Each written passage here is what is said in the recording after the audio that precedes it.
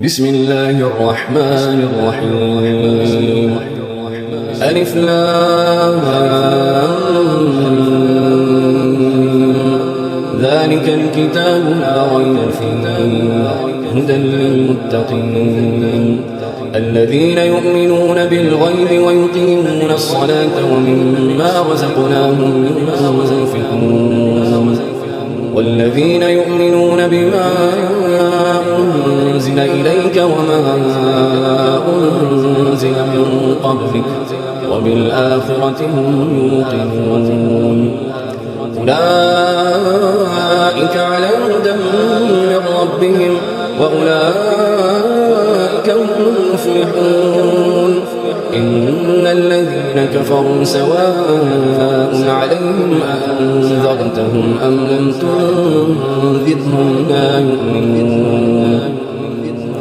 ختم الله على قلوبهم وعلى سمعهم وعلى أبصارهم غشاوة ولهم عذاب عظيم. ومن الناس من يقول آمنا بالله وباليوم الآخر وما هم بمؤمنين يخادعون الله والذين آمنوا وما يخدعون إلا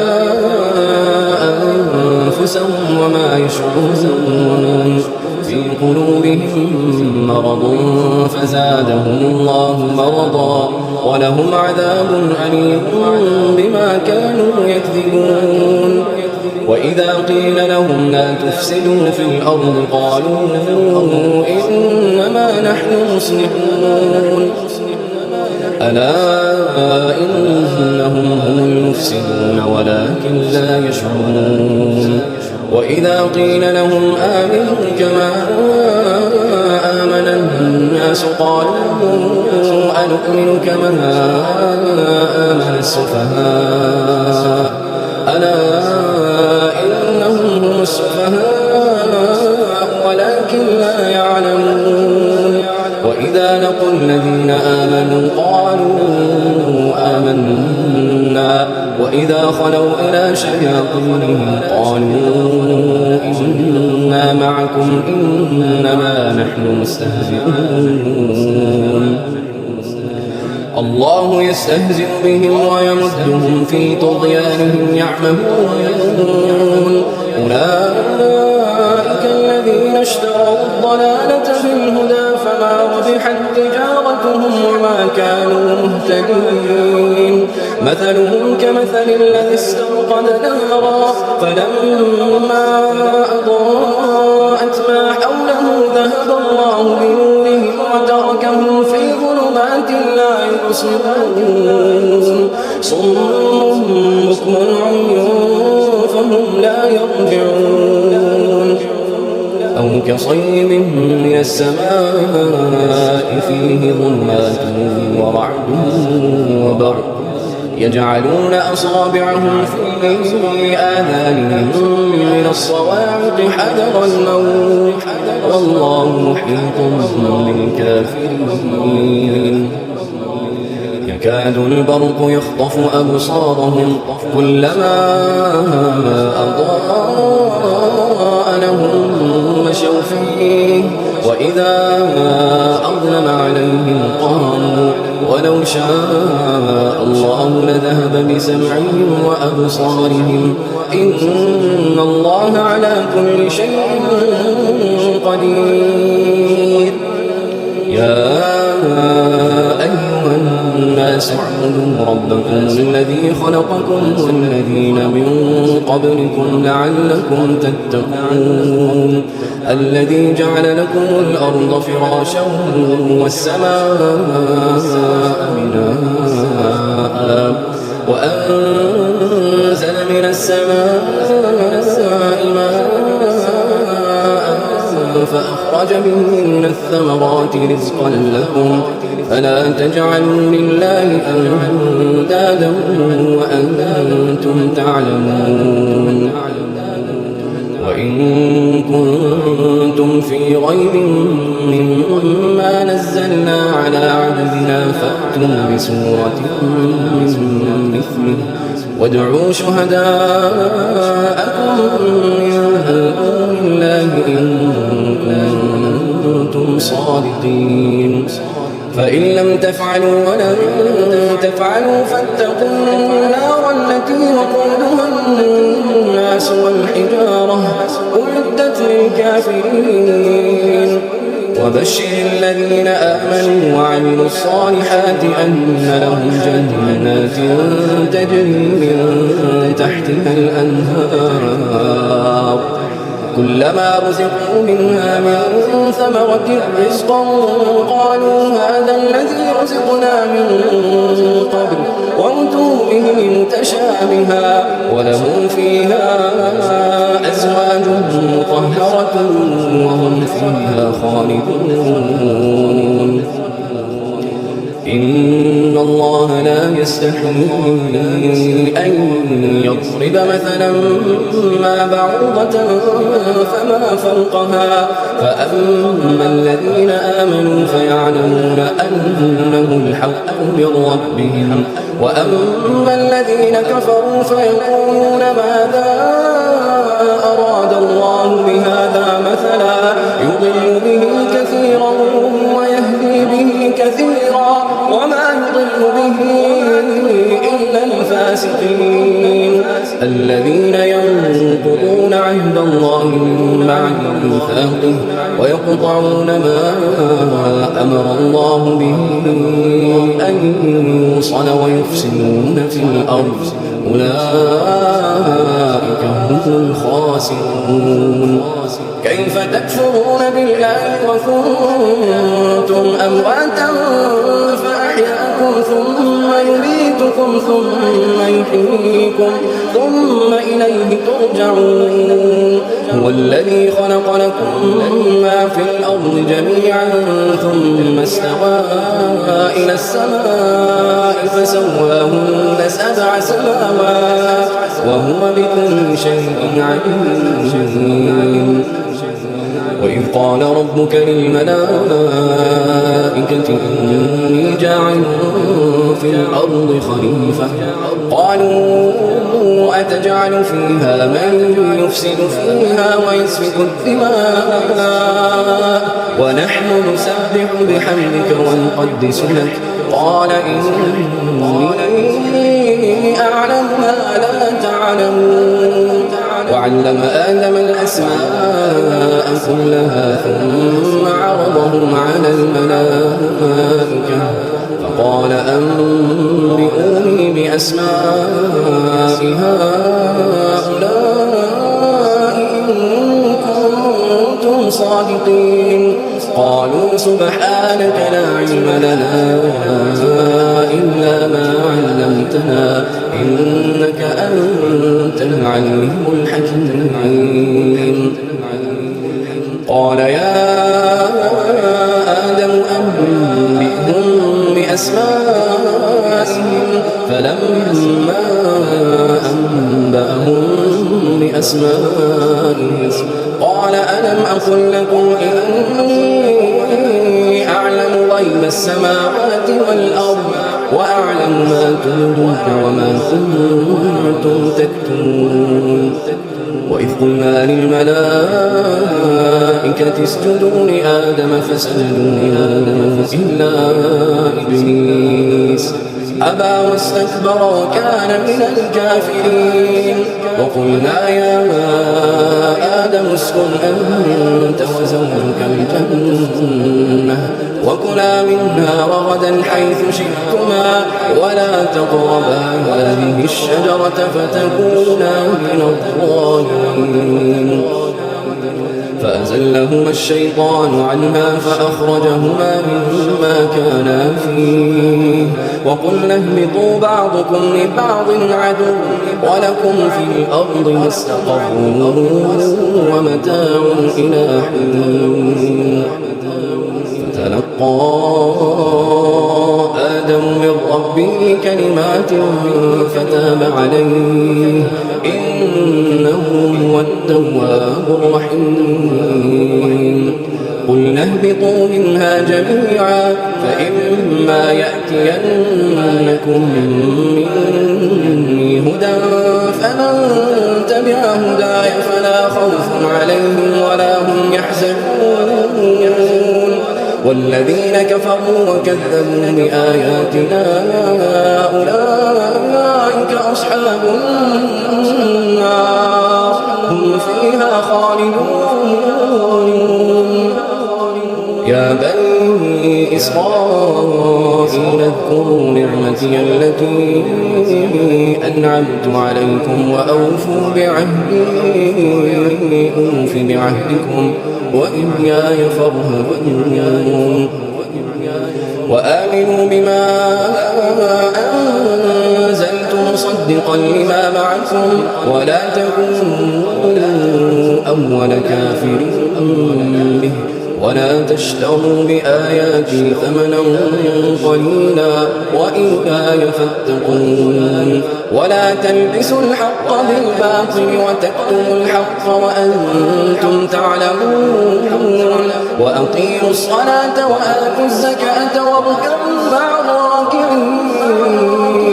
أتأمرون الناس بالبر وتنسون أنفسكم وأنتم تتلون الكتاب أفلا تعقلون. واستعينوا بالصبر والصلاة وإنها لكبيرة إلا على الخاشعين الذين يظنون أنهم ملاقو ربهم وأنهم إليه راجعون. يا بني إسرائيل اذكروا نعمتي التي أنعمت عليكم وأني فضلتكم على العالمين. واتقوا يوما لا تجزي نفس عن نفس شيئا ولا يقبل منها شفاعة ولا يؤخذ منها عدل ولا هم ينصرون. وإذ نجيناكم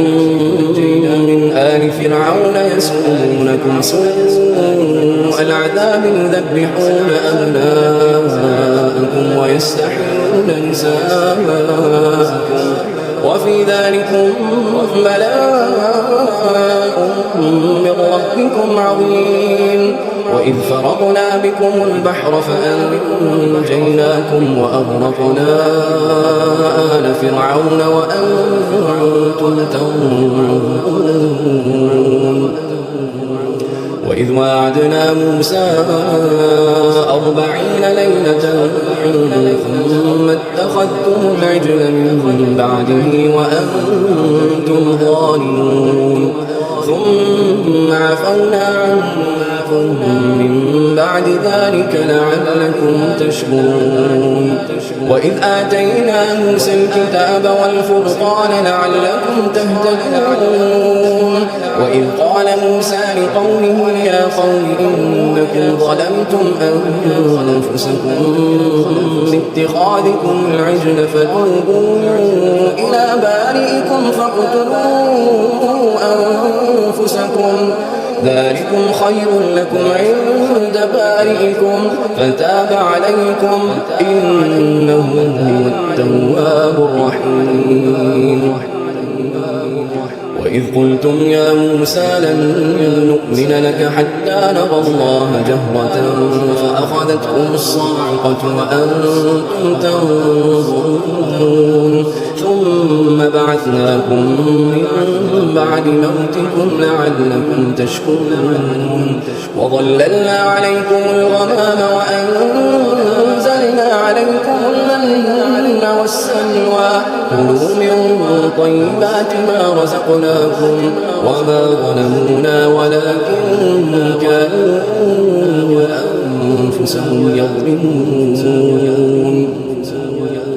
وإذ قلنا ادخلوا هذه القرية فكلوا منها حيث شئتم رغدا وادخلوا الباب سجدا وقولوا حطة نغفر لكم خطاياكم وسنزيد المحسنين. فبدل الذين ظلموا قولا غير الذي قيل لهم فأنزلنا على الذين ظلموا رجزا من السماء بما كانوا يفسقون. وإذ استسقى موسى لقومه فقلنا اضرب بعصاك الحجر فانفجرت منه 12 عينا قد علم كل أناس مشربهم كلوا واشربوا من رزق الله ولا تعثوا في الأرض مفسدين وإذ قلتم يا موسى لن نصبر على طعام واحد فادع لنا ربك يخرج لنا مما تنبت الأرض من بقلها وقثائها وفومها وعدسها وبصلها قال أتستبدلون الذي هو أدنى بالذي هو خير اهبطوا مصرا فإن لكم ما سألتم وضربت عليهم الذلة والمسكنة وباءوا بغضب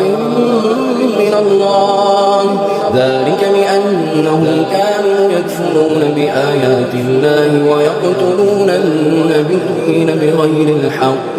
ذلك بما عصوا وكانوا يعتدون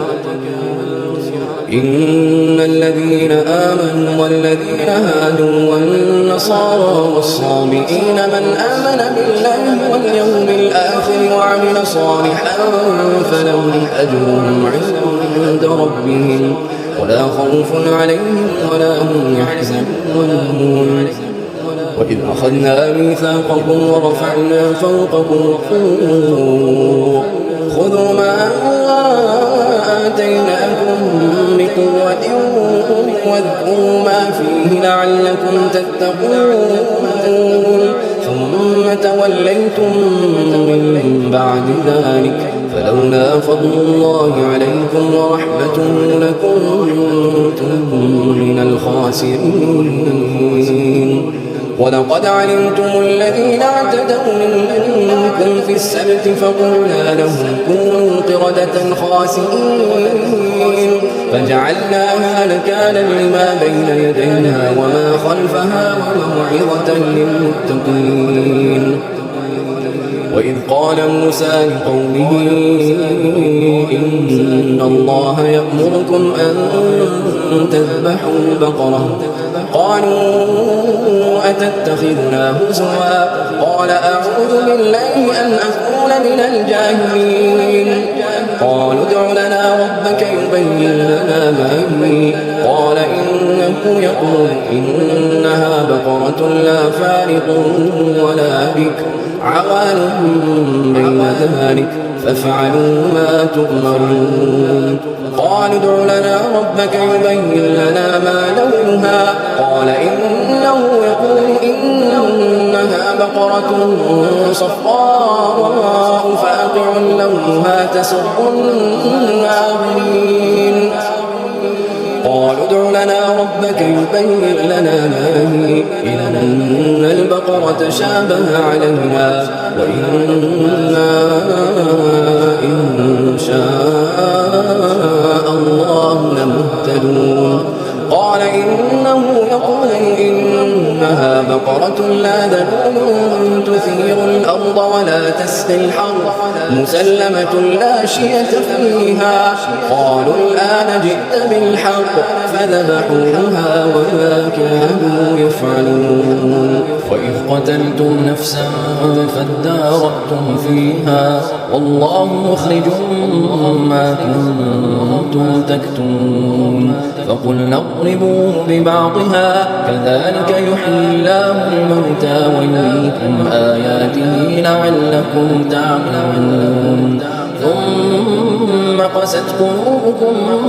من بعد ذلك فهي كالحجارة أو أشد قسوة وإن من الحجارة لما يتفجر منه الأنهار وإن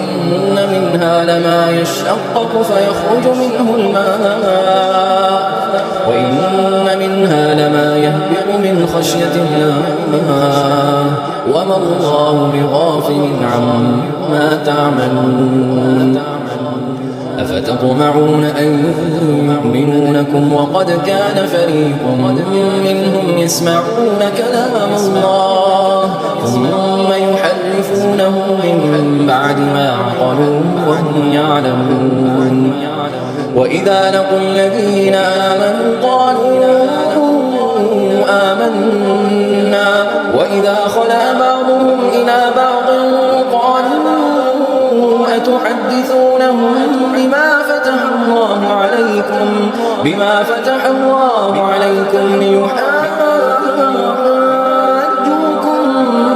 به عند ربكم أفلا تعقلون. أولا يعلمون أن الله يعلم ما يسرون وما يعلنون. ومنهم أميون لا يعلمون الكتاب إلا أماني وإن هم إلا يظنون. فويل للذين يكتبون الكتاب بأيديهم ثم يقولون هذا من عند الله ليشتروا به ثمنا قليلا فويل لهم مما كتبت أيديهم وويل لهم مما يكسبون. وقالوا لن تمسنا النار إلا أياما معدودة قل اتخذتم عند الله عهدا فلن يخلف الله عهده أم تقولون على الله ما لا تعلمون. بلى من كسب سيئة وأحاطت به خطيئته فأولئك أصحاب النار هم فيها خالدون. والذين آمنوا وعملوا الصالحات أولئك أصحاب الجنة هم فيها خالدون. وإذ أخذنا ميثاق بني إسرائيل لا تعبدون إلا الله وبالوالدين إحسانا وذي القربى واليتامى والمساكين وقولوا للناس حسنا وأقيموا الصلاة وآتوا الزكاة ثم توليتم إلا قليلا منكم وأنتم معرضون. وإذ أخذنا ميثاقكم لا تسفكون دماءكم ولا تخرجون أنفسكم من دياركم ثم أقررتم وأنتم تشهدون. ثم أنتم هؤلاء تقتلون أنفسكم وتخرجون فريقا منكم ديارهم تظاهرون عليهم بالإثم والعدوان وإن يأتوكم أسارى تفادوهم وهو محرم عليكم إخراجهم أفتؤمنون ببعض الكتاب وتكفرون ببعض فما جزاء من يفعل ذلك منكم إلا خزي في الحياة الدنيا ويوم القيامة يردون إلى أشد العذاب وما الله بغافل عما تعملون. أولئك الذين اشتروا الحياة الدنيا بالآخرة فلا يخفف عنهم العذاب ولا هم ينصرون. ولقد آتينا موسى الكتاب وقفينا من بعده بالرسل وآتينا عيسى ابن مريم البينات وأيدناه بروح القدس أفكلما جاءكم رسول بما لا تهوى أنفسكم استكبرتم ففريقا كذبتم وفريقا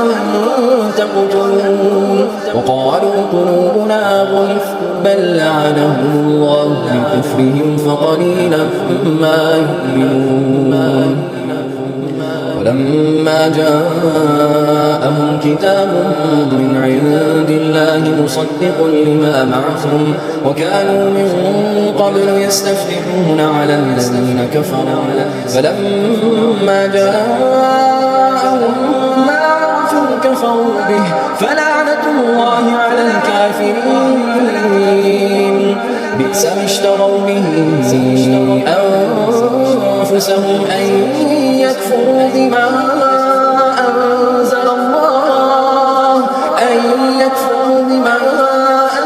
أنزل الله بغيا أن ينزل الله من فضله على من يشاء من عباده فباءوا بغضب على غضب وللكافرين عذاب مهين. وإذا قيل لهم آمنوا بما أنزل الله قالوا نؤمن بما أنزل علينا ويكفرون بما وراءه وهو الحق مصدقا لما معهم قل فلم تقتلون أنبياء الله من قبل إن كنتم مؤمنين ولقد جاءكم موسى بالبينات ثم اتخذتم العجل من بعده وأنتم ظالمون وإذ أخذنا ميثاقكم ورفعنا فوقكم الطور خذوا ما آتيناكم بقوة واسمعوا قالوا سمعنا وعصينا وأشربوا في قلوبهم العجل بكفرهم قل بئس ما يأمركم به إيمانكم إن كنتم مؤمنين قل إن كانت لكم الدار الآخرة عند الله خالصة من دون الناس فتمنوا الموت إن كنتم صادقين ولن يتمنوا أبدا بما قدمت أيديهم والله عليم بالظالمين ولتجدنهم أحرص الناس على حياة ومن الذين أشركوا يود أحدهم لو يعمر 1000 سنة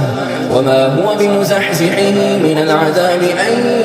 يعمر والله بصير بما يعملون قل من كان عدوا لجبريل فإنه نزله على قلبك بإذن الله مصدقا لما بين يديه وهدى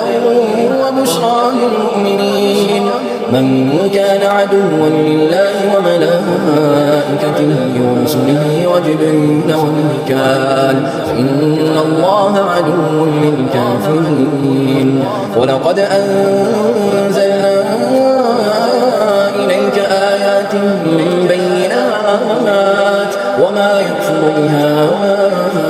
إلا الفاسقون أو كلما عاهدوا عهدا نبذه فريق منهم بل أكثرهم لا يؤمنون ولما جاءهم رسول من عند الله مصدق لما معهم نبذ فريق من الذين أوتوا كتاب الله وراء ظهورهم كأنهم لا يعلمون واتبعوا ما تتلو الشياطين على ملك سليمان وما كفر سليمان ولكن الشياطين كفروا يعلمون الناس السحر وما أنزل على الملكين ببابل هاروت وماروت وما يعلمان من أحد حتى يقولا إنما نحن فتنة فلا تكفر فيتعلمون منهما ما يفرقون به بين المرء وزوجه وما هم بضارين به من أحد إلا بإذن الله ويتعلمون ما يضرهم ولا ينفعهم ولقد علموا لمن اشتراه ما له في الآخرة من خلاق ولبئس ما شروا به أنفسهم لو كانوا يعلمون ولو أنهم آمنوا واتقوا لمثوبة من عند الله خير لو كانوا يعلمون يا أيها الذين آمنوا لا تقولوا راعنا وقولوا انظرنا واسمعوا وللكافرين عذاب أليم. ما يود الذين كفروا من أهل الكتاب ولا المشركين أن ينزل عليكم من خير من ربكم والله يختص برحمته من يشاء والله ذو الفضل العظيم. ما ننسخ من آية أو ننسها نأت بخير منها أو مثلها. ألم تعلم أن الله على كل شيء قدير. ألم تعلم أن الله له ملك السماوات والأرض وما لكم من دون الله ولي ولا نصير. أم تريدون أن تسألوا رسولكم كما سئل موسى من قبل ومن يتبدل الكفر بالإيمان فقد ضل سواء السبيل. ود كثير من أهل الكتاب لو يردونكم من بعد إيمانكم كفارا حسدا من عند أنفسهم من بعد ما تبين لهم الحق فاعفوا واصفحوا حتى يأتي الله بأمره إن الله على كل شيء قدير. وأقيموا الصلاة وآتوا الزكاة وما تقدموا لأنفسكم من خير تجدوه عند الله إن الله بما تعملون بصير. وقالوا لن يدخل الجنة إلا من كان هودا أو نصارى تلك أمانيهم قل هاتوا برهانكم إن كنتم صادقين. بلى من أسلم وجهه لله وهو محسن فله أجره عند ربه ولا خوف عليهم ولا هم يحزنون. وقالت اليهود ليست النصارى على شيء وقالت النصارى ليست اليهود على شيء وهم يتلون الكتاب كذلك قال الذين لا يعلمون مثل قولهم والله يحكم بينهم يوم القيامة فيما كانوا فيه يختلفون. ومن أظلم ممن منع مساجد الله أن يذكر فيها اسمه وسعى في خرابها أولئك ما كان لهم أن يدخلوها إلا خائفين لهم في الدنيا خزي ولهم في الآخرة عذاب عظيم. ولله المشرق والمغرب فأينما تولوا فثم وجه الله إن الله واسع عليم. وقالوا اتخذ الله ولدا سبحانه بل له ما في السماوات والأرض كل له قانتون بديع السماوات والأرض وإذا قضى أمرا فإنما يقول له كن فيكون. وقال الذين لا يعلمون لولا يكلمنا الله أو تأتينا آية كذلك قال الذين من قبلهم مثل قولهم تشابهت قلوبهم قد بينا الآيات لقوم يوقنون. إنا أرسلناك بالحق بشيرا ونذيرا ولا تسأل عن أصحاب الجحيم. ولن ترضى عنك اليهود ولا النصارى حتى تتبع ملتهم قل إن هدى الله هو الهدى ولئن اتبعت أهواءهم بعد الذي جاءك من العلم ما لك من الله من ولي ولا نصير. الذين آتيناهم الكتاب يتلونه حق تلاوته أولئك يؤمنون به ومن يكفر به فأولئك هم الخاسرون. يا بني إسرائيل اذكروا نعمتي التي أنعمت عليكم وأني فضلتكم على العالمين واتقوا يوما لا تجزي نفس عن نفس شيئا ولا يقبل منها عدل ولا تنفعها شفاعة ولا هم ينصرون وإذ ابتلى إبراهيم ربه بكلمات فأتمهن قال إني جاعلك للناس إماما قال ومن ذريتي قال لا ينال عهد الظالمين وإذ جعلنا البيت مثابة للناس وأمنا واتخذوا من مقام إبراهيم مصلى وعهدنا إلى إبراهيم وإسماعيل أن طهرا بيتي للطائفين والعاكفين والركع السجود وإذ قال إبراهيم رب اجعل هذا بلدا آمنا وارزق أهله من الثمرات من آمن منهم بالله واليوم الآخر قال ومن كفر فأمتعه قليلا ثم أضطروا إلى عذاب النار وبئس المصير وإذ يرفع إبراهيم القواعد من البيت وإسماعيل ربنا تقبل منا إنك أنت السميع العليم ربنا وجعلنا مسلمين لك ومن ذريتنا أمة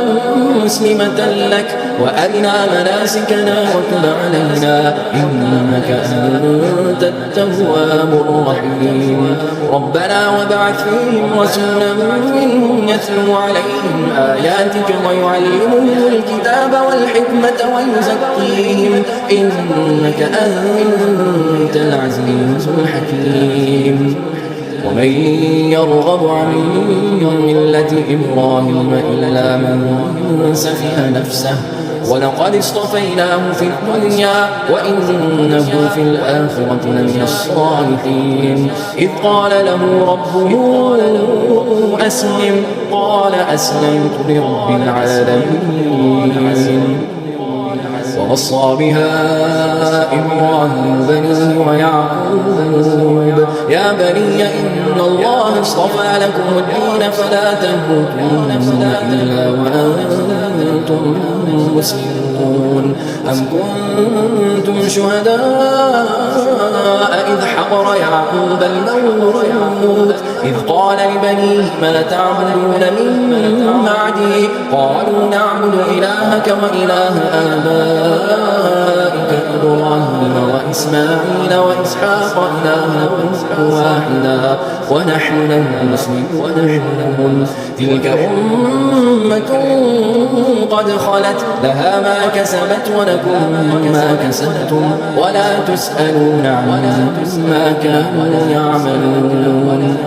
وقالوا كونوا هودا أو نصارى تهتدوا قل بل ملة إبراهيم حنيفا وما كان من المشركين قولوا آمنا بالله وما أنزل إلينا وما أنزل إلى إبراهيم وإسماعيل وإسحاق ويعقوب وما أنزل إلى إبراهيم وإسماعيل وإسحاق ويعقوب والأسباط وما أوتي موسى وعيسى وما أوتي النبيون من ربهم لا نفرق بين أحد منهم ونحن له مسلمون فإن آمنوا بمثل ما آمنتم به فقد اهتدوا وإن تولوا فإنما هم في شقاق فسيكفيكهم الله وهو السميع العليم صدق الله ومن أحسن أحسن من الله صدقة ونحن له عابدون قل أتحاجوننا في الله وهو ربنا وربكم ولنا أعمالنا ولكم أعمالكم ونحن له مخلصون أم تقولون إن إبراهيم وإسماعيل وإسحاق ويعقوب والأسباط كانوا هودا أو نصارى قل أأنتم أعلم أم الله ومن أظلم ممن كتم شهادة عنده من الله وما الله بغافل عما تعملون تلك أمة قد خلت لها ما كسبت ولكم ما كسبتم ولا تسألون عما كانوا يعملون سيقول السفهاء من الناس ما ولاهم عن قبلتهم التي كانوا عليها قل لله المشرق والمغرب يهدي من يشاء إلى صراط مستقيم وكذلك جعلناكم أمة وسطا لتكونوا شهداء على الناس ويكون الرسول عليكم شهيدا وما جعلنا القبلة التي كنت عليها إلا لنعلم من يتبع الرسول ممن ينقلب على عقبيه وإن كانت لكبيرة إلا على الذين هدى الله وما كان الله ليضيع إيمانكم إن الله بالناس لرؤوف رحيم قد نرى تقلب وجهك في السماء فلنولينك قبلة ترضاها فول وجهك شطر المسجد الحرام وحيث ما كنتم فولوا وجوهكم شطره وإن الذين أوتوا الكتاب ليعلمون أنه الحق من ربهم وما الله بغافل عما يعملون ولئن أتيت الذين أوتوا الكتاب بكل آية ما تبعوا قبلتك وما أنت بتابع قبلتهم وما بعضهم بتابع قبلة بعض ولئن اتبعت أهواءهم من بعد ما جاءك من العلم إنك إذا لمن الظالمين الذين آتيناهم الكتاب يعرفونه كما يعرفون أبناءهم وإن فريقا منهم ليكتمون الحق وهم يعلمون الحق من ربك فلا تكونن من الممترين ولكل وجهة هو موليها فاستبقوا الخيرات أينما تكونوا يأت بكم الله جميعا إن الله على كل شيء قدير ومن حيث خرجت فول وجهك شطر المسجد الحرام وإنه للحق من ربك وما الله بغافل عما تعملون ومن حيث خرجت فول وجهك شطر المسجد الحرام وحيث ما كنتم فولوا وجوهكم شطره لئلا يكون للناس عليكم حجة إلا الذين ظلموا منهم فلا تخشوهم واخشوني ولأتم نعمتي عليكم ولعلكم تهتدون كما أرسلنا فيكم رسولا منكم يتلو عليكم آياتنا ويزكيكم ويعلمكم الكتاب والحكمة ويعلمكم ما لم تكونوا تعلمون فاذكروني أذكركم واشكروني ولا تكفرون يا أيها الذين آمنوا استعينوا بالصبر والصلاة إن الله مع الصابرين ولا تقولوا لمن يقتل في سبيل الله أموات بل أحياء ولكن لا تشعرون ولنبلونكم بشيء من الخوف والجوع ونقص من الأموال والأنفس والثمرات وبشر الصابرين الذين إذا أصابتهم مصيبة قالوا إنا لله وإنا إليه راجعون أولئك عليهم صلوات من ربهم ورحمة وأولئك هم المهتدون إن الصفا والمروة من شعائر الله فمن حج البيت أو اعتمر فلا جناح عليه أن يطوف بهما ومن تطوع خيرا فإن الله شاكر عليم إن الذين يكتمون ما أنزلنا من البينات والهدى من بعد ما بيناه للناس في الكتاب أولئك يلعنهم الله ويلعنهم اللاعنون إلا الذين تابوا وأصلحوا وبينوا فأولئك أتوب عليهم وأنا التواب الرحيم إن الذين كفروا وماتوا وهم كفار أولئك عليهم لعنة الله والملائكة والناس أجمعين خالدين فيها لا يخفف عنهم العذاب ولا هم ينظرون وإلهكم إله واحد لا إله إلا هو الرحمن الرحيم إن في خلق السماوات والأرض واختلاف الليل والنهار والفلك التي تجري في البحر بما ينفع الناس وما أنزل الله من السماء من ماء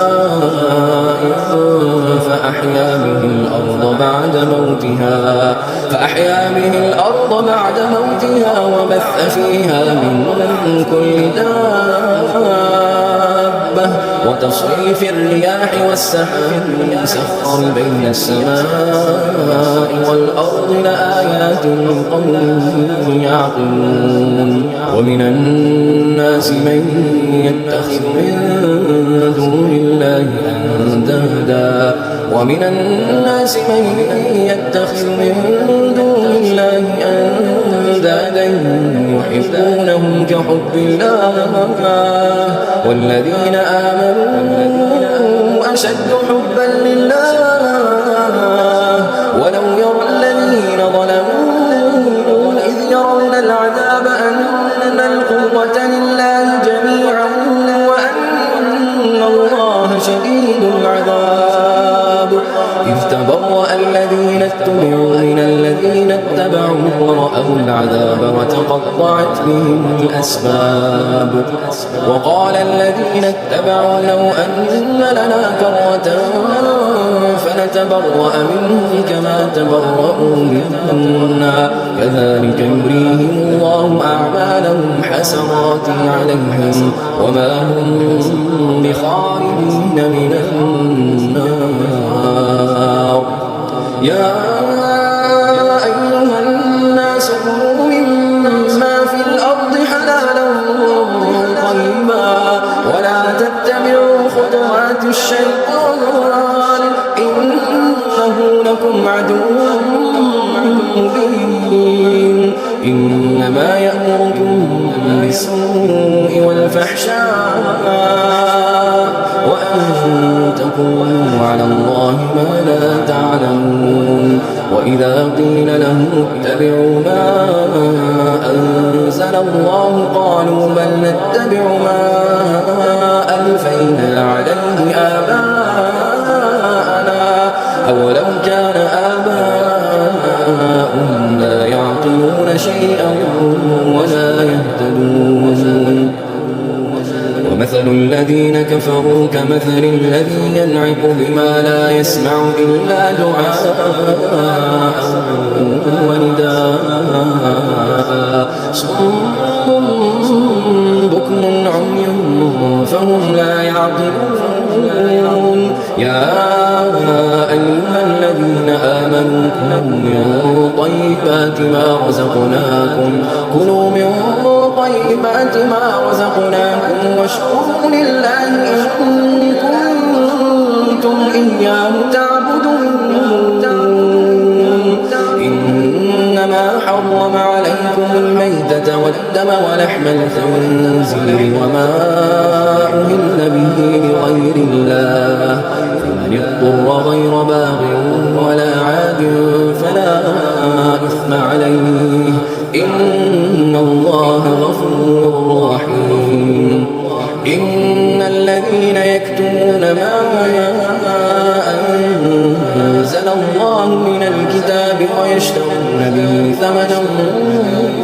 قليلا أولئك ما يأكلون في بطونهم إلا النار ولا يكلمهم الله يوم القيامة ولا يزكيهم ولهم عذاب أليم أولئك الذين اشتروا الضلالة بالهدى والعذاب بالمغفرة فمن أصبرهم على النار ذلك بأن الله نزل الكتاب بالحق وإن الذين اختلفوا في الكتاب لفي شقاق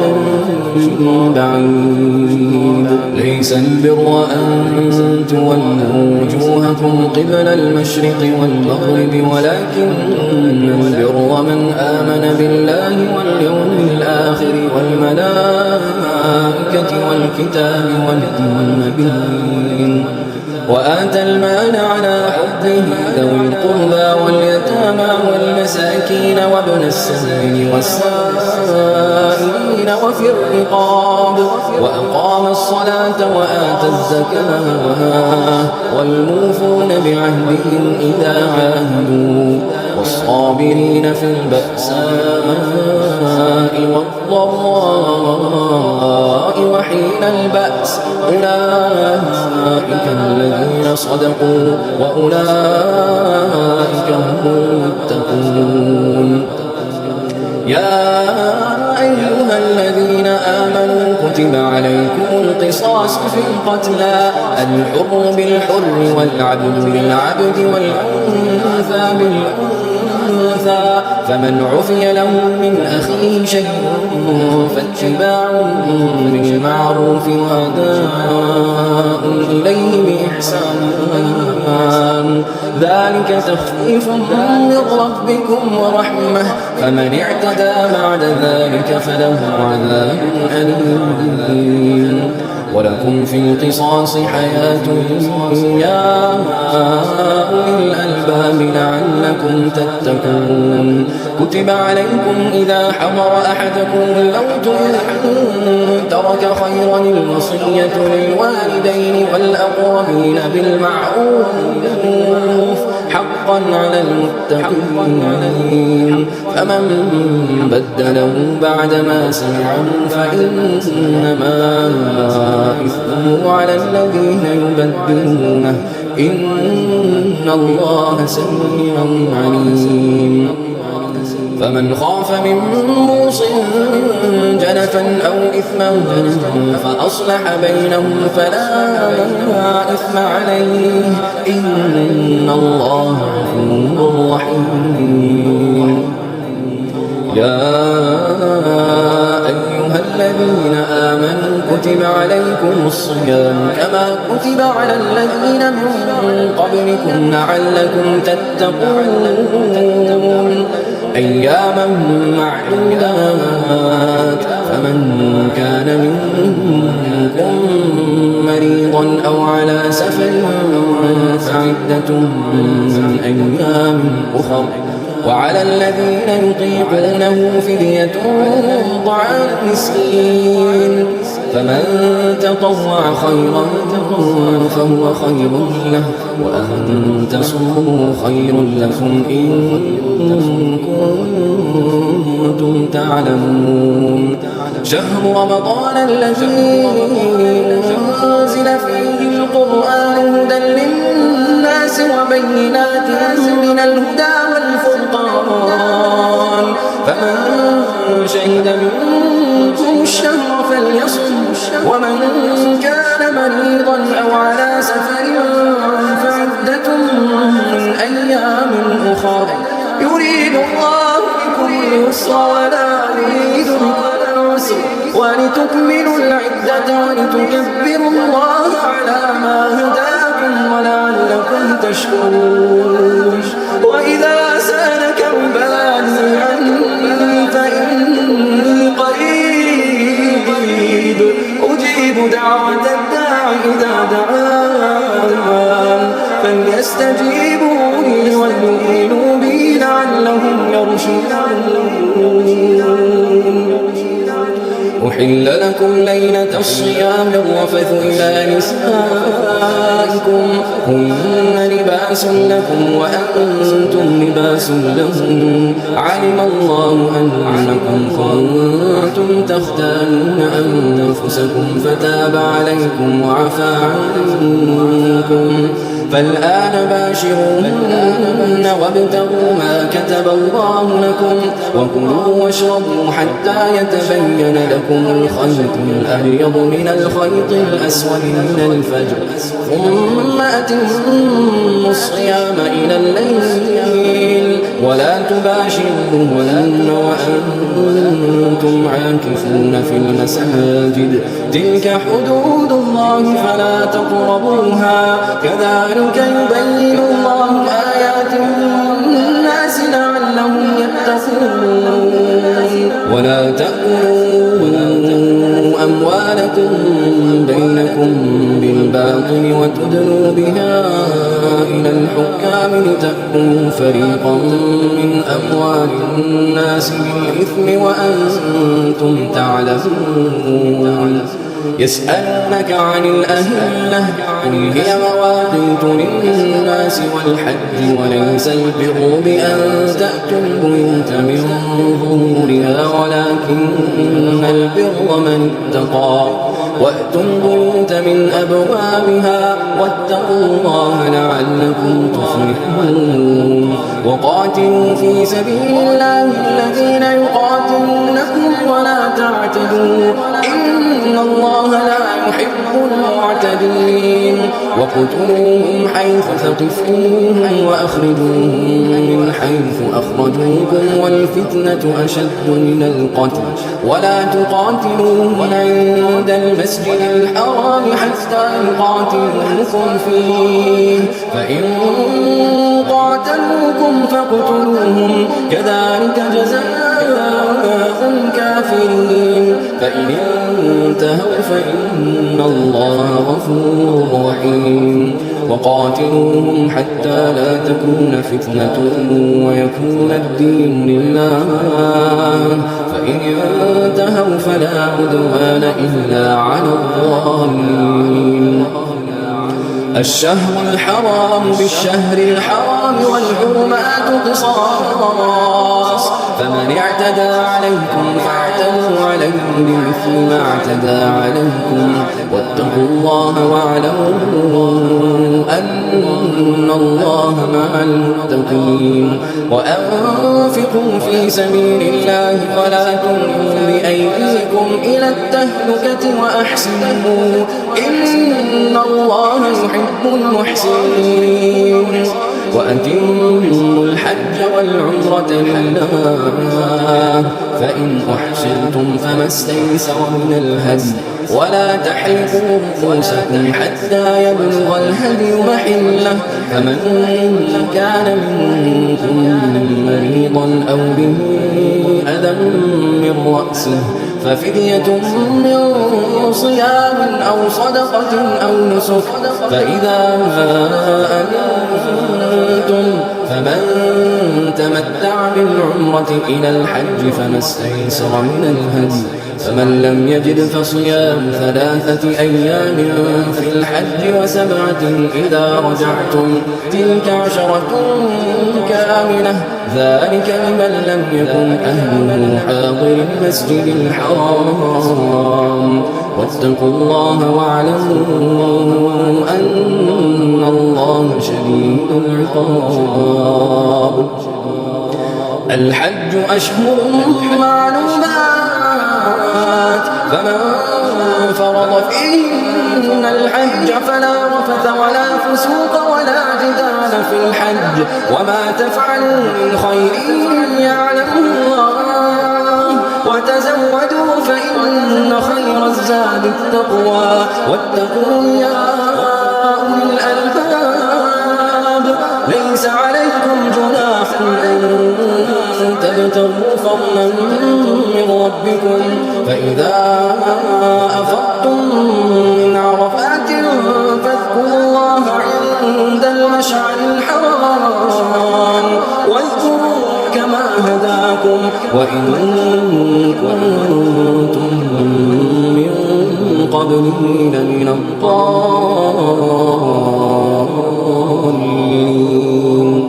ثم أفيضوا من حيث أفاض الناس واستغفروا الله إن الله غفور رحيم. فإذا قضيتم مناسككم فاذكروا الله كذكركم آباءكم أو أشد ذكرا فمن الناس من يقول ربنا آتنا في الدنيا وما له في الآخرة من خلاق ومنهم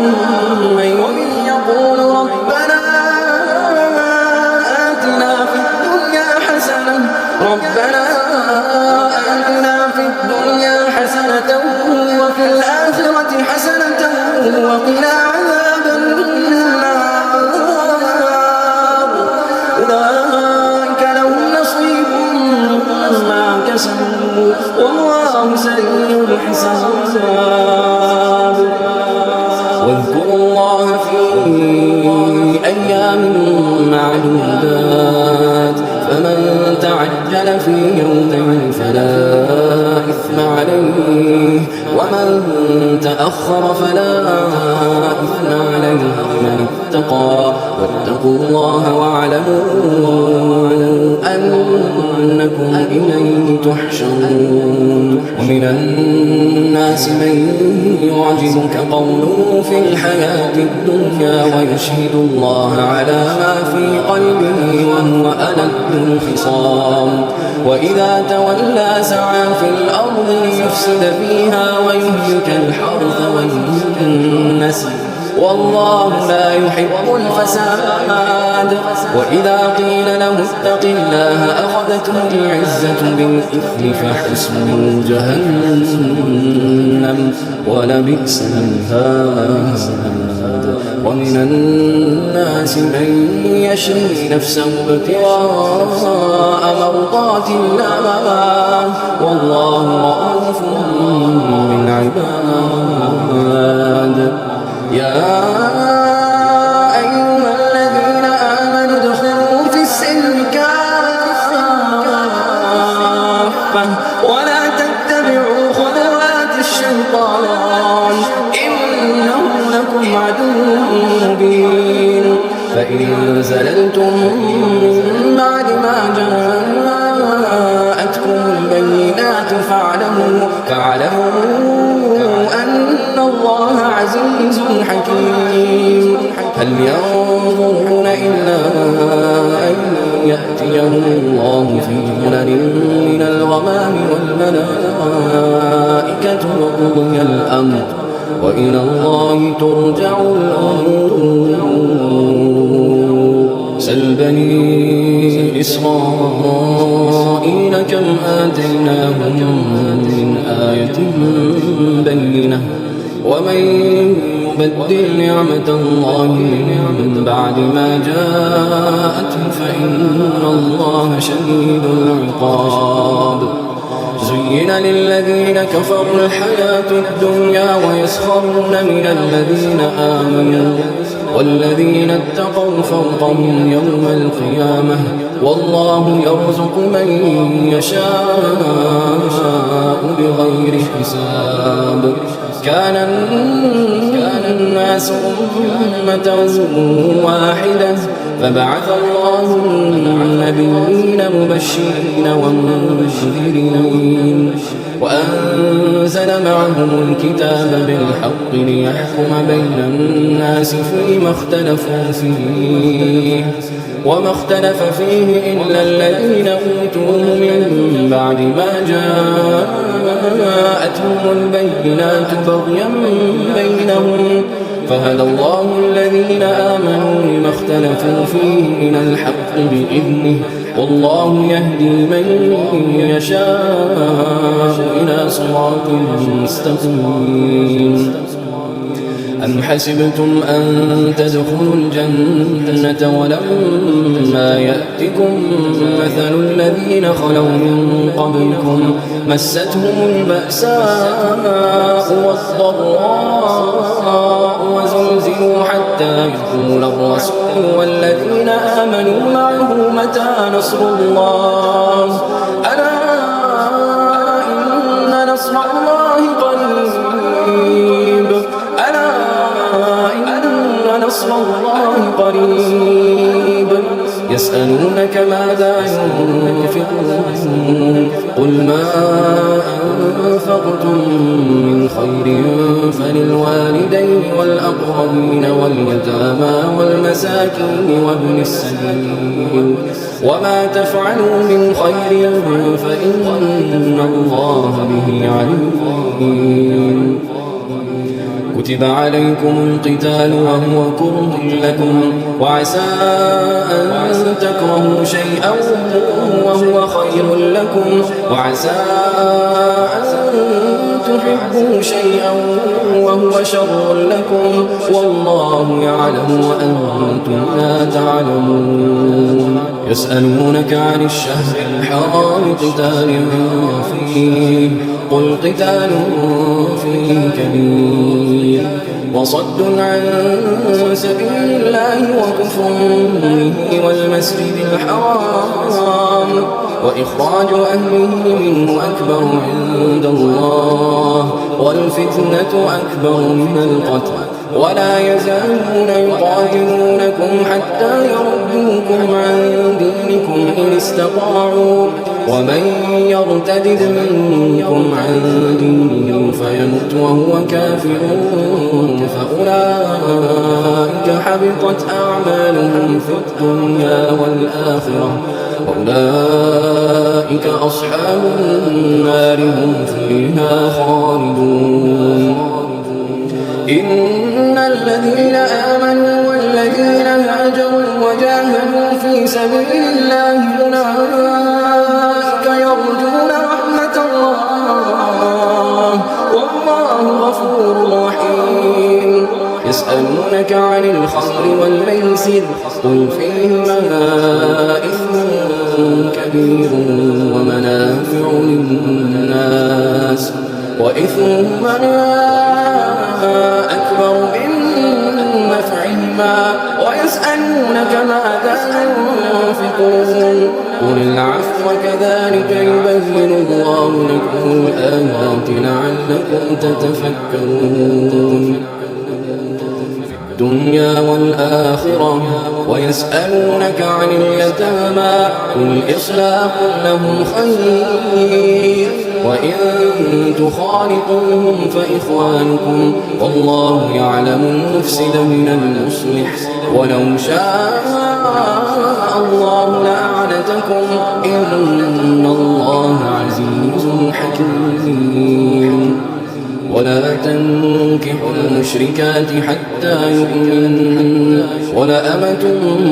مؤمنة خير من مشركة ولو أعجبتكم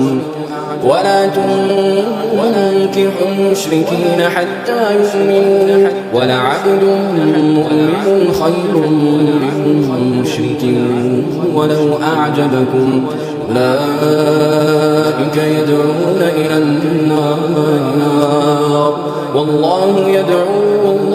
إلى الجنة والمغفرة بإذنه ويبين آياته للناس لعلهم يتذكرون. ويسألونك عن المحيض قل هو أذى فاعتزلوا النساء في المحيض ولا تقربوهن حتى يطهرن فإذا تطهرن فأتوهن من حيث أمركم الله إن الله يحب التوابين ويحب المتطهرين. نساؤكم حرث لكم فأتوا حرثكم أنّا شئتم وقدموا لأنفسكم واتقوا الله واعلموا أنكم ملاقوه وبشر المؤمنين. ولا تجعلوا الله عرضة لأيمانكم أن تبروا وتتقوا وتصلحوا بين الناس والله سميع عليم. لا يؤاخذكم الله باللغو في أيمانكم ولكن يؤاخذكم بما كسبت قلوبكم والله غفور حليم. للذين يؤمنون من نسائهم تربص 4 أشهر فإن فاءوا فإن الله غفور رحيم. وإن عزموا الطلاق فإن الله سميع عليم. والمطلقات يتربصن بأنفسهن 3 قروء ولا يحل لهن أن يكتمن ما خلق الله في أرحامهن إن كن يؤمن بالله واليوم الآخر وبعولتهن أحق بردهن في ذلك إن أرادوا إصلاحا ولهن مثل الذي عليهن بالمعروف وللرجال عليهن درجة والله عزيز حكيم. الطلاق 2 فإمساك بمعروف أو تسريح بإحسان ولا يحل لكم أن تأخذوا مما آتيتموهن شيئا إلا أن يخافا ألا يقيما حدود الله فإن خفتم ألا يقيما حدود الله فلا جناح عليهما فيما افتدت به تلك حدود الله فلا تعتدوها ومن يتعد حدود الله فأولئك هم الظالمون. فإن طلقها فلا تحل له من بعد حتى تنكح زوجا غيره فإن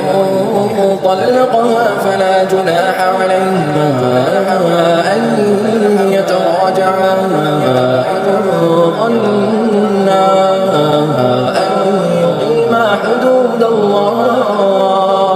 وتلك حدود الله يبينها لقوم يعلمون. وإذا طلقتم النساء فبلغن أجلهن فأمسكوهن بمعروف أو سرحوهن بمعروف ولا تمسكوهن ضرارا لتعتدوا ومن يفعل ذلك فقد ظلم نفسه ولا تتخذوا آيات الله هزوا واذكروا نعمة الله عليكم وما أنزل عليكم من الكتاب والحكمة يعظكم به واتقوا الله واعلموا أن الله بكل شيء عليم. وإذا طلقتم النساء فبلغن أجلهن فلا تعضلوهن أن ينكحن أزواجهن إذا تراضوا بينهم بالمعروف ذلك يوعظ به من كان منكم يؤمن بالله واليوم الآخر ذلكم أزكى لكم وأطهر والله يعلم وأنتم لا تعلمون. والوالدات يرضعن أولادهن حولين كاملين لمن أراد أن يتم الرضاعة وعلى المولود له رزقهن وكسوتهن بالمعروف لا تكلف نفس إلا وسعها لا تضار والدة بولدها ولا مولود له بولده وعلى الوارث مثل ذلك فإن أرادا فصالا عن تراض منهما وتشاور فلا جناح عليهما. وإن أردتم أن تسترضعوا أولادكم فلا جناح عليكم إذا سلمتم ما آتيتم بالمعروف واتقوا الله واعلموا أن الله بما تعملون بصير. والذين يتوفون منكم ويذرون أزواجا يتربصن بأنفسهن 4 أشهر وعشرا فإذا بلغن أجلهن فلا جناح عليكم فيما فعلن في أنفسهن بالمعروف والله بما تعملون خبير.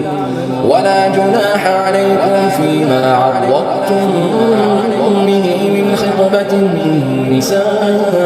أو أكننتم في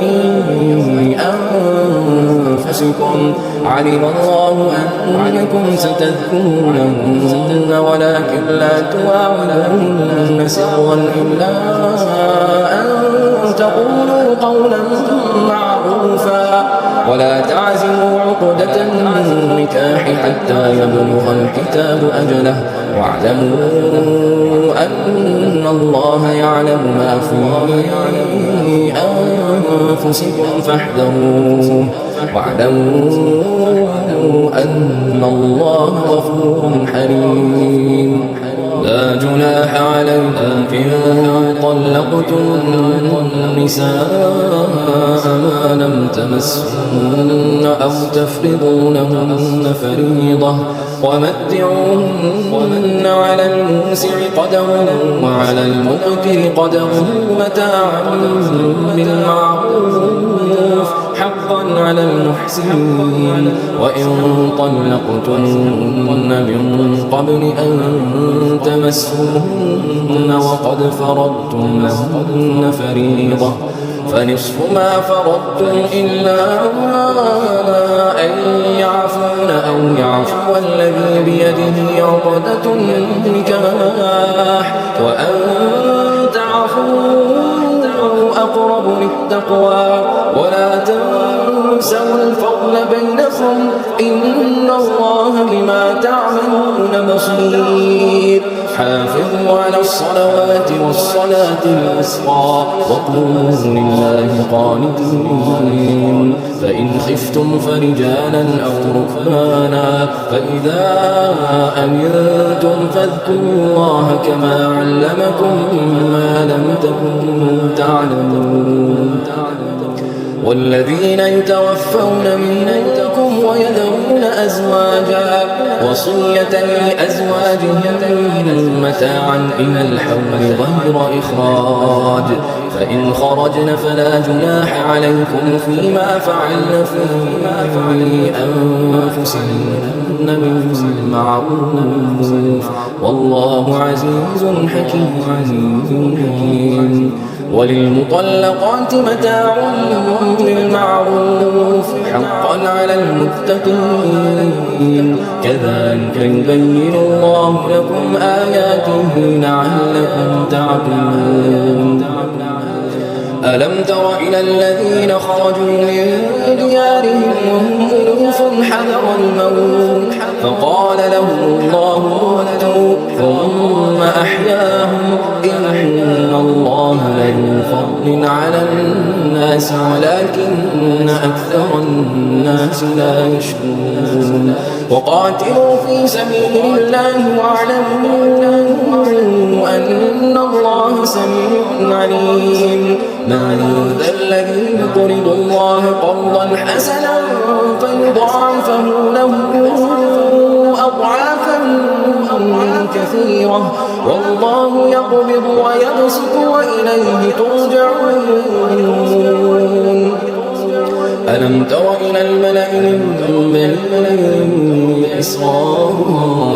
من بعد موسى إذ قالوا لنبي له ابعث لنا ملكا نقاتل في سبيل الله قال هل عسيتم إن كتب عليكم القتال ألا تقاتلوا قالوا وما لنا ألا نقاتل في سبيل الله وقد أخرجنا من ديارنا وأبنائنا فلما كتب عليهم القتال تولوا إلا قليلا منهم والله عليم بالظالمين وقال لهم نبيهم إن الله قد بعث لكم طالوت ملكا قالوا أنى يكون له الملك علينا ونحن أحق بالملك منه ولم يؤت سعة من المال قال إن الله اصطفاه عليكم وزاده بسطة في العلم والجسم والله يؤتي ملكه من يشاء والله واسع عليم قال لهم نبيهم إن آية ملكه أن يأتيكم التابوت فيه سكينة من ربكم وبقية مما ترك آل موسى وآل هارون تحمله الملائكة إن في ذلك لآية لكم إن كنتم مؤمنين فلما فصل طالوت بالجنود قال إن الله يبتليكم بنهر فمن شرب منه فليس مني ومن لم يطعمه فإنه مني إلا من اغترف غرفة بيده فشربوا منه إلا قليلا منهم فلما جاوزه والذين آمنوا معه قالوا لا طاقة لنا اليوم بجالوت وجنوده قال الذين يظنون أنهم ملاقو الله كم من فئة قليلة غلبت فئة كثيرة بإذن الله والله مع الصابرين ولما برزوا لجالوت وجنوده قالوا ربنا أفرغ علينا صبرا وثبت أقدامنا وانصرنا على القوم الكافرين فهزموهم بإذن الله وقتل داود جالوت وآتاه الله الملك والحكمة وعلمه مما يشاء ولولا دفع الله الناس بعضهم ببعض لفسدت الأرض ولكن الله ذو فضل على العالمين تلك آيات الله نتلوها عليك بالحق وإن إنك لمن المرسلين كالرسل فضلنا بعضهم على بعض منهم من كلم الله ورفع بعضهم درجات وآتينا عيسى ابن مريم البينات وأيدناه بروح القدس ولو شاء الله ما اقتتل الذين من بعدهم من بعد ما جاءتهم البينات ولكن اختلفوا فمنهم من آمن ومنهم من كفر ولو شاء الله ما اقتتلوا ولكن الله يفعل ما يريد يا أيها الذين آمنوا أنفقوا مما رزقناكم من قبل أن يأتي يوم لا بيع فيه ولا خلة ولا شفاعة والكافرون هم الظالمون الله لا إله إلا هو الحي القيوم لا تأخذه سنة ولا نوم له ما في السماوات وما في الأرض من ذا الذي يشفع عنده إلا بإذنه يعلم ما بين أيديهم وما خلفهم ولا يحيطون بشيء من علمه إلا بما شاء وسع كرسيه السماوات والأرض ولا يؤوده حفظهما وهو العلي العظيم لا إكراه في الدين قد تبين الرشد من الغي فمن يكفر بالطاغوت ويؤمن بالله فقد استمسك بالعروة الوثقى لا انفصام لها والله سميع عليم الله ولي الذين آمنوا يخرجهم من الظلمات إلى النور والذين كفروا أولياءهم الطاغوت يخرجونهم من النور إلى الظلمات أولئك أصحاب النار هم فيها خالدون ألم تر إلى الذي حاج إبراهيم في ربه أن آتاه الله الملك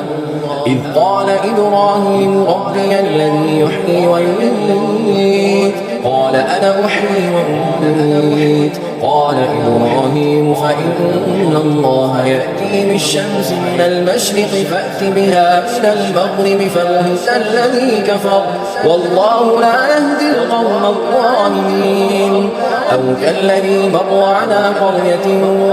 وهي خاوية على عروشها قال أنى يحيي هذه الله بعد موتها فأماته الله 100 عام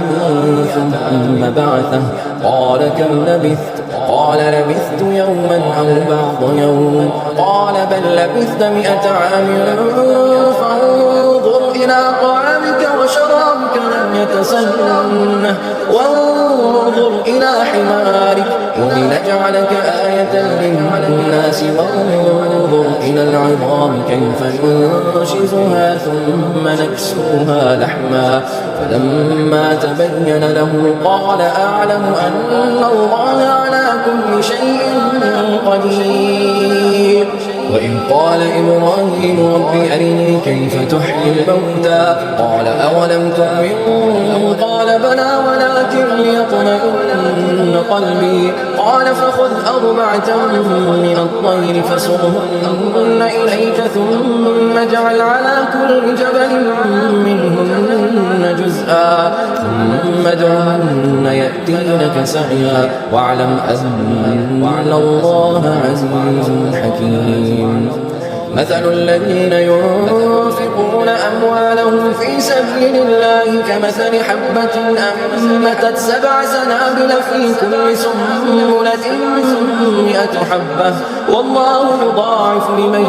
يشاء والله واسع عليم الذين ينفقون أموالهم في سبيل الله ثم لا يتبعون ما أنفقوا منا ولا أذى لهم أجرهم عند ربهم ولا خوف عليهم ولا هم يحزنون قول معروف ومغفرة خير من صدقة يتبعها أذى والله غني حليم. يا أيها الذين آمنوا لا تبطلوا صدقاتكم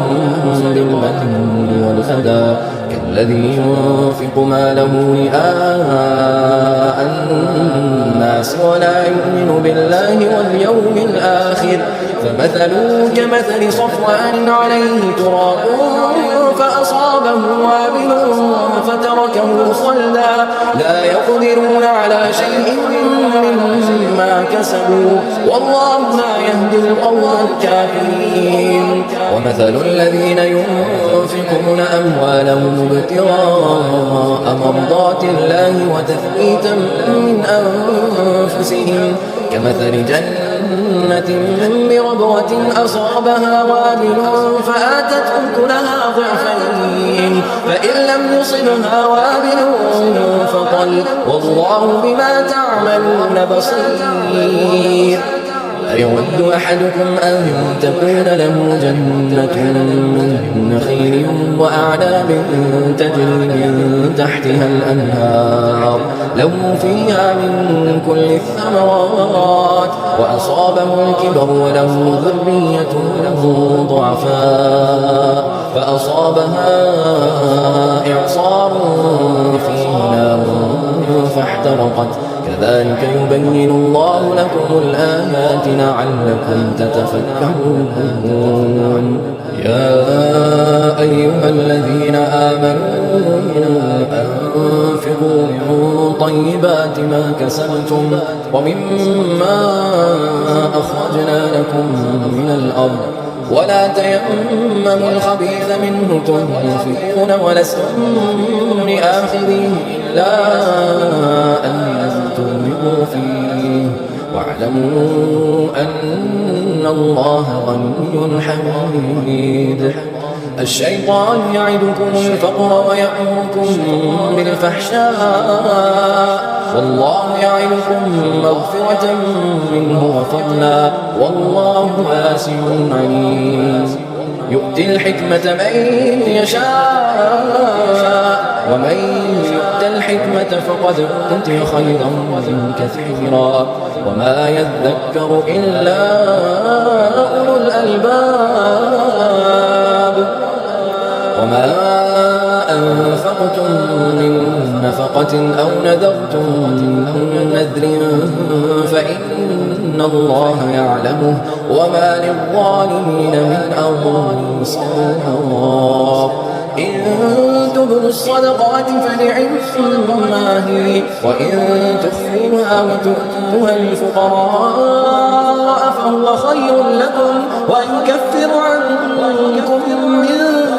سيئاتكم والله بما تعملون خبير. ليس عليك هداهم ولكن الله يهدي من يشاء وما تنفقوا من خير فلأنفسكم وما تنفقون إلا ابتغاء وجه الله وما تنفقوا من خير يوفى إليكم وأنتم لا تظلمون. للفقراء الذين أحصروا في سبيل الله لا يستطيعون ضربا في الأرض يحسبهم الجاهل أغنياء من التعفف تعرفهم بسيماهم لا يسألون الناس إلحافا وما تنفقوا من خير فإن الله به عليم.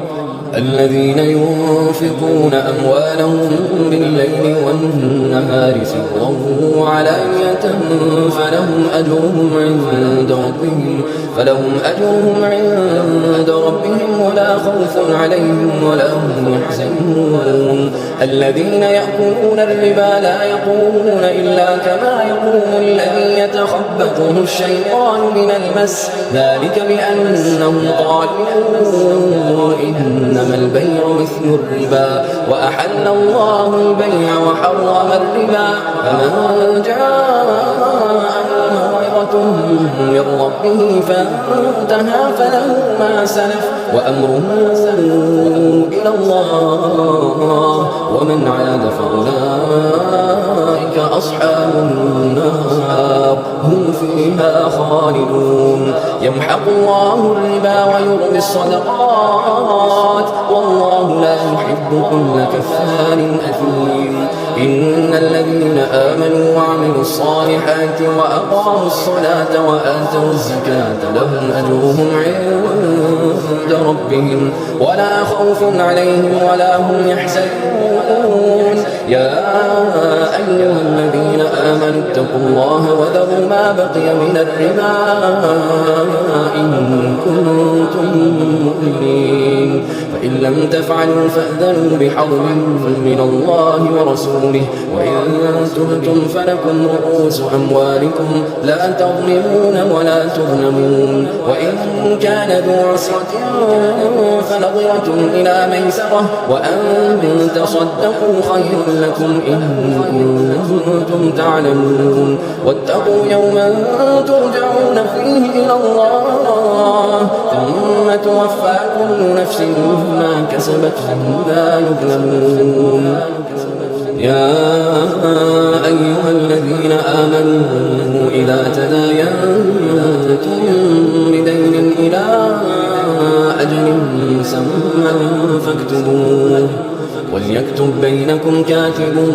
بالعدل ولا يأب كاتب أن يكتب كما علمه الله فليكتب وليؤمن الذي عليه الحق وليتق الله ربه ولا يبخس منه شيئا فإن كان الذي عليه الحق سفيها أو ضعيفا أو لا يستطيع أن يمل هو فليملل وليه بالعدل واستشهدوا شهيدين من رجالكم فإن لم يكونا رجلين فرجل وامرأتان ممن ترضون من الشهداء أن تضل إحداهما فتذكر إحداهما الأخرى ولا يأبى الشهداء إذا ما دعوا ولا تسأموا أن تكتبوه صغيرا أو كبيرا إلى أجله ذلكم أقسط عند الله وأقوم للشهادة وأدنى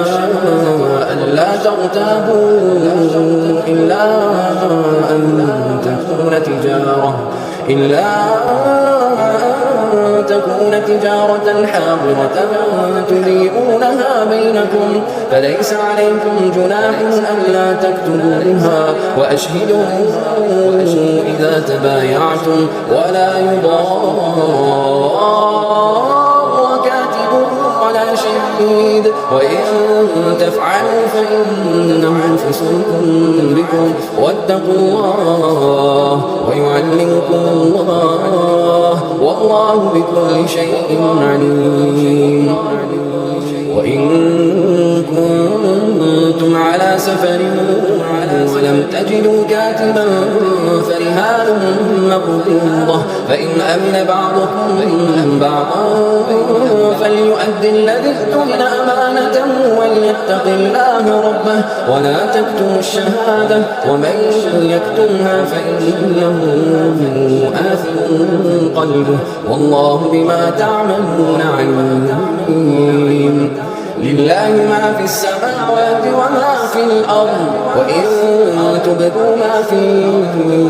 أنفسكم أو تخفوه يحاسبكم به الله فيغفر لمن يشاء ويعذب من يشاء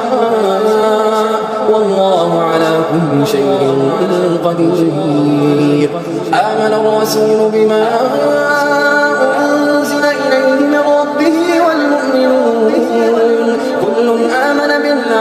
وملائكته وكتبه ورسله لا نفرق بين أحد من رسله وقالوا سمعنا وأطعنا غفرانك ربنا وإليك المصير. لا يكلف الله نفسا إلا وسعها لها ما كسبت وعليها ما اكتسبت ربنا لا تؤاخذنا إن نسينا أو أخطأنا ربنا ولا تحمل علينا إصرا كما حملته على الذين من قبلنا ربنا ولا تحملنا ما لا طاقة لنا به واعف عنا واغفر لنا وارحمنا أنت مولانا فانصرنا على القوم